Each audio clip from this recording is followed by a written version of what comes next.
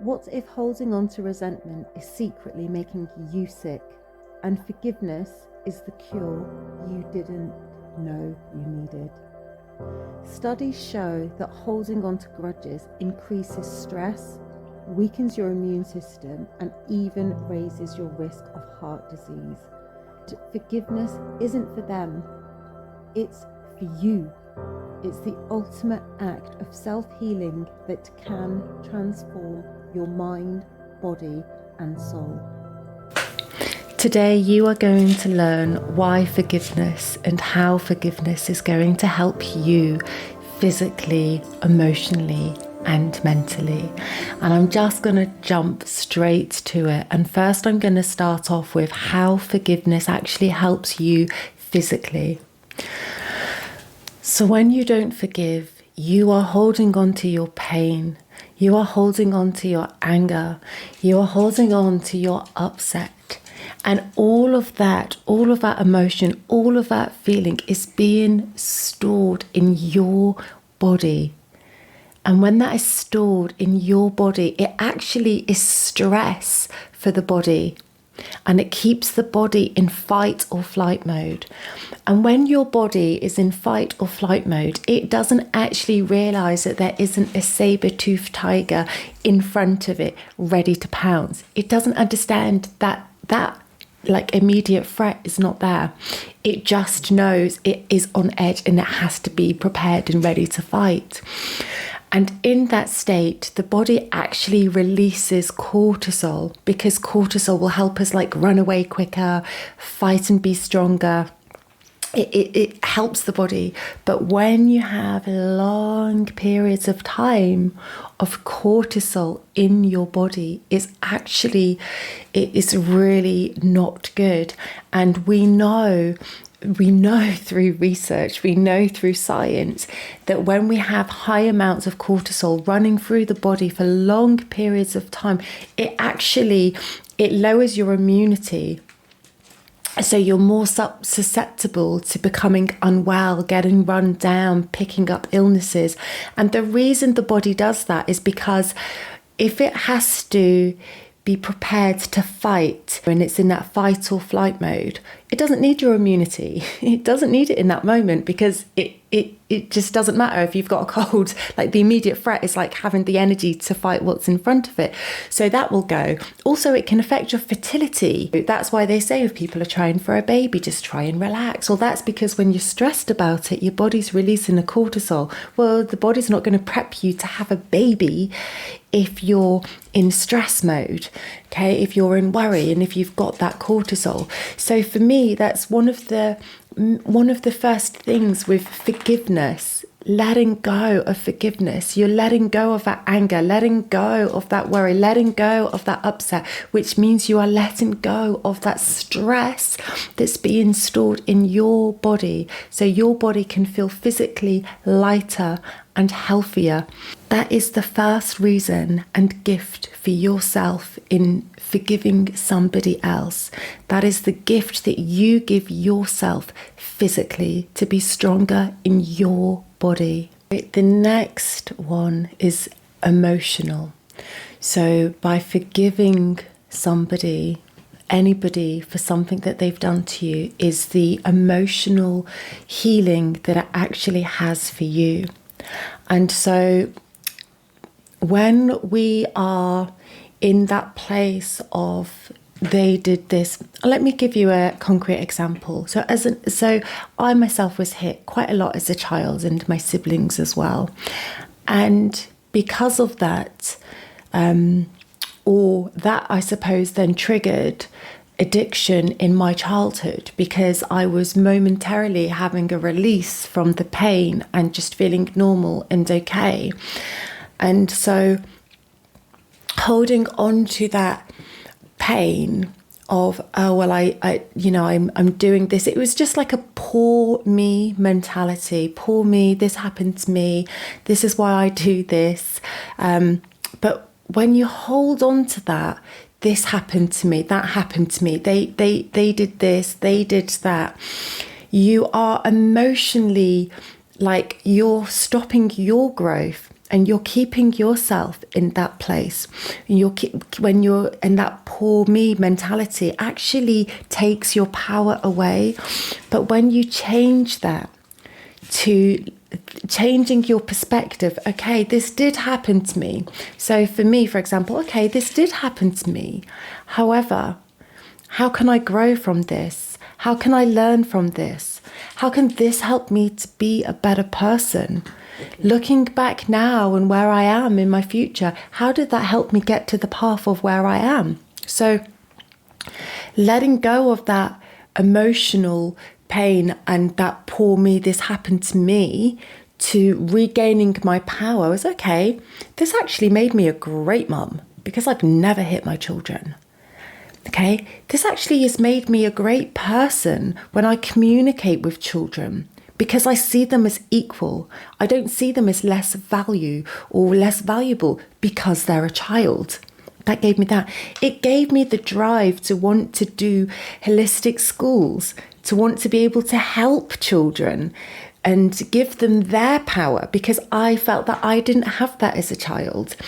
It inspired me to do my mental health training and be a mental health nurse because of the depression and the addiction. I wanted to be able to help other people. So turning that around into actually emotional intelligence and fueling it to how it made me a better person and to continue to make me a better person, and just letting go of that poor me, this happened to me.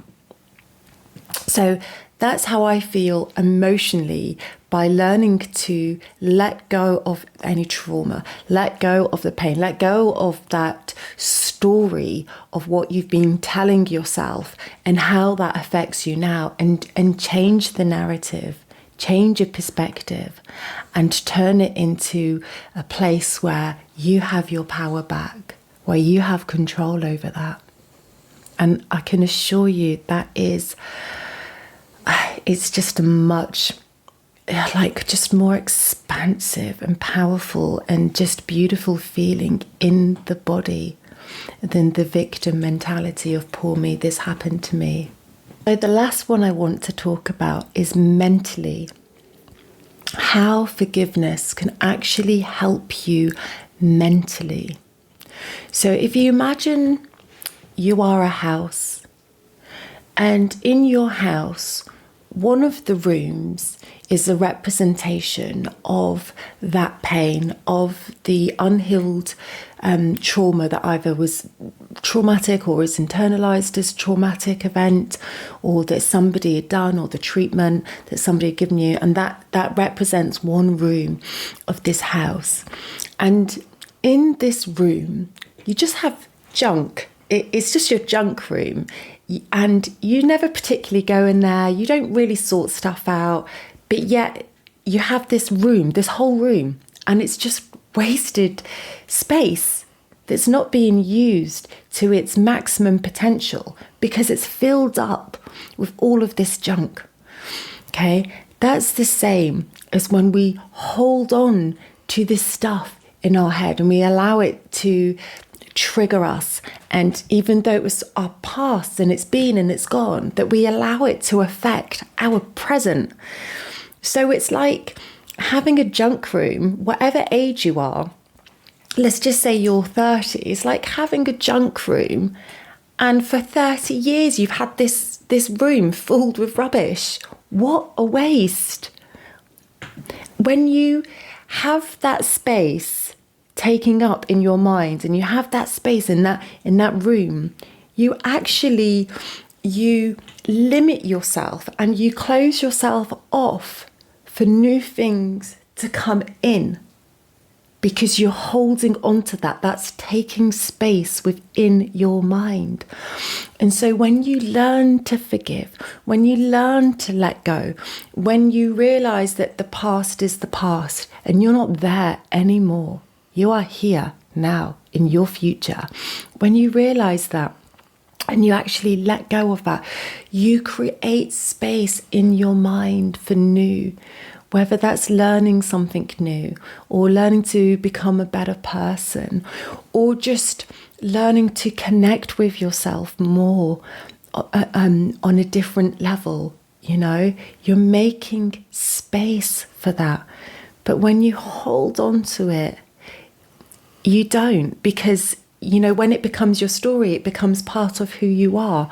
And I do feel sometimes that's why some of us actually can find it difficult to let go, because we've held on to this story for so long that it becomes part of us. And so it just feels our normal. It's our familiar. And letting that go is unfamiliar, and so we don't feel safe. So I think sometimes we can unconsciously cling on to these things. And I would also like to say that even if the person is you that you need to forgive yourself.